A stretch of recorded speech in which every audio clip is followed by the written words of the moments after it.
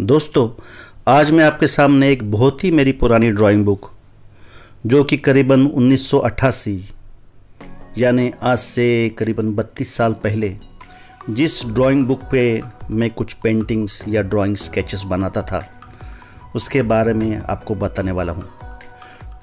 दोस्तों, इस लॉकडाउन में जब मैंने अपने जो अलमारी है उसकी जब साफ़ सफाई करने की मैंने कोशिश की तो तब ये अचानक से ये जो ड्राइंग बुक है ये मेरे सामने आ गई। और जैसे ही ये ड्राइंग बुक मेरे सामने आ गई तो बहुत पुरानी सब जो यादें थी वो सब यादें ताज़ा हो गई। दोस्तों, ये जो ड्राइंग बुक है जैसे मैंने कहा कि 1988 यानी 32 साल पहले मैंने इस ड्राइंग बुक के ऊपर कुछ स्केचेस, कुछ पेंटिंग्स मैंने बनाए थे। तब मुझे ये जो पेंटिंग्स हैं वो बनाने के लिए एक कहेंगे कि एक जोश सवार था और मैं हर दिन एक नया ड्राइंग या एक नया स्केच बनाता था। और ये सब स्केच बनाते समय मैं एक बात का ध्यान हमेशा रखता था कि इसमें लाइट का इफ़ेक्ट किस तरह से होगा। आप देख सकते हैं दोस्तों, ये जो पेंटिंग है ये मैंने अपनी खुद की पेंटिंग बनाई है। शायद मैं तब ऐसा दिखता था। तो दोस्तों, कहने का मतलब ये है कि जब भी उस समय मैं ये पेंटिंग बनाता था तो चेहरे पे पड़ने वाली जो शेड है, जो छाँव है, उस बात को मैं ज़्यादा ध्यानपूर्वक देखता था। और जो चेहरे पे पड़ने वाली जो परछाई होती हैं उसको जानने की मैं बहुत कोशिश करता था।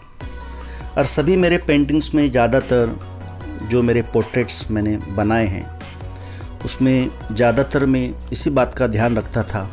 और ब्लैक एंड वाइट में इसलिए बनाता था कि उसमें जो लाइट और शेड का जो एक अच्छा कॉम्बिनेशन होता है वो मुझे अच्छी तरह से समझ में आए। और दोस्तों, ये सभी जो ड्राइंग्स हैं या जो स्केचेस है ये जब मैं बनाता था तब बहुत ही एकाग्र होके या कहूँ उसमें बनाने में एक बहुत ही अलग मज़ा आता था।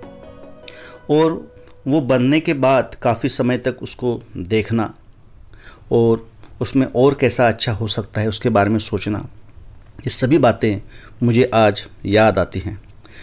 ऐसे लगता हो कि 1-2 साल पहले की बात हो जब, मगर ये जो ड्राइंग बुक है जब इसकी मैं हालत देखता हूँ और तब मुझे जो इसके साथ गुजारे हुए वक्त की बात मुझे पता चलती है कि आज से करीबन 32 साल पहले ये ड्राइंग बुक में मैंने कुछ स्केचेस बनाए थे और जो आज वो ड्राइंग बुक मेरे सामने अभी भी है, यानी वो संभाल के रखी थी और आज वो देखकर मुझे बहुत ही आनंद आ रहा है। दोस्तों, ये सभी ड्राइंग निकालते समय मुझे याद आते हैं मेरे ड्राइंग टीचर जो मेरे थे वो मेरे बहुत ही पसंदीदा थे और हमेशा वो हम बच्चों को बहुत सारा ज्ञान देने की कोशिश करते थे। ख़ास तौर से जो शेडिंग के बारे में जो होता है, हमेशा वो लाइट के सामने बच्चों को बिठा के वो दिखाते थे कि देखो आपके चेहरे पे किस तरह से शेडो आ रही हैं, किस तरह से लाइट आ रही है।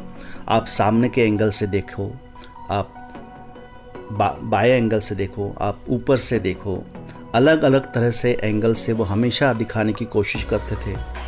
और हमेशा जो लाइट और परछाइयों का जो खेल होता है उसके बारे में हमेशा मुझे बताने की कोशिश करते थे। दोस्तों, आज जब मैं फ़ोटोग्राफ़ी करता हूँ और मेरा पेशा फ़ोटोग्राफ़ी है तो मुझे लगता है कि कहीं ना कहीं इस फ़ोटोग्राफ़ी से मेरा कुछ नाता पहले से ही जुड़ा था और उसी कारण आज फ़ोटोग्राफ़ी करने में मुझे काफ़ी आनंद मिलता है। शायद ये मेरी पहली कहूँ या कहें पहली स्टेज थी मेरी। या आज मुझे याद आता है कि मेरे जो ड्राइंग सर थे वो हमेशा एक टेबल के ऊपर एक चीज़ रखा करते थे और हमेशा बताया करते थे कि आप अलग अलग एंगल से आप उस चीज़ को देखो।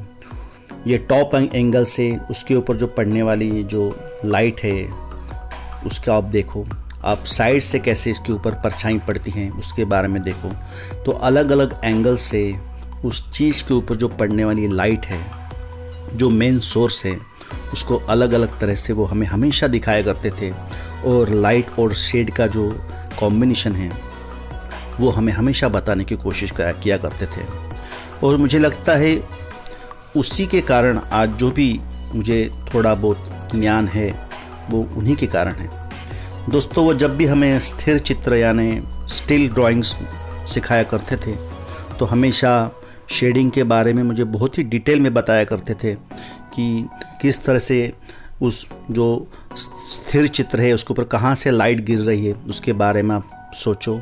और पेंटिंग बनाते समय हर एक बात का, छोटी छोटी बात का वो ध्यान हमेशा बताते थे हमें।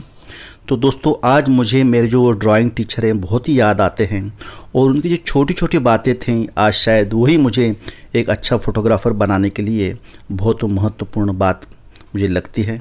और यही मुझे आज उनकी बातों से याद आता है दोस्तों।